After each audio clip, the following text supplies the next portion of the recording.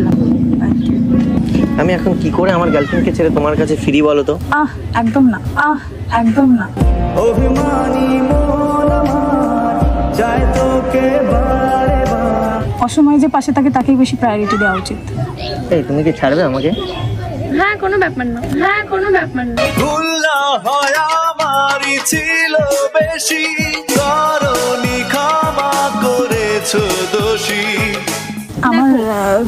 আমি ছেড়ে দিচ্ছি মানে তোমাদের দুজনের যাতে কিছু হোক সেই জন্য কিন্তু আমি ছাড়ছি। না আমাদের বাচ্চা কাচ্চা হওয়ার কথা হচ্ছিল কিন্তু আরে মানে হচ্ছে আগে সেই কথাই বলছে, যদি তা বলছে আমাদের কিছু যদি হোক তাহলে ও ছাড়বে। না, কোনো ব্যাপার না। মনের কিনারে চলে কি বলছি, এরকম গার্লফ্রেন্ড পাওয়াই তো যায় না। ডিসাইড করো কি করবে না করবে। একদমই না, আমি তোমাদের রিলেশনশিপের মধ্যে থার্ড পারসন হয়ে থাকতে চাই না। আমি বরং উঠি, তোমরা হ্যাপি থাকো। আরে আমাদের বেশি দিন হয়নি রিলেশন, হয়নি তো, আমাদের এই 2-4 দিন হয়েছে রিলেশনে।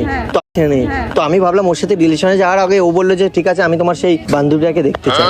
এটা কিরম রিলেশনশিপ? নতুন রিলেশনশিপ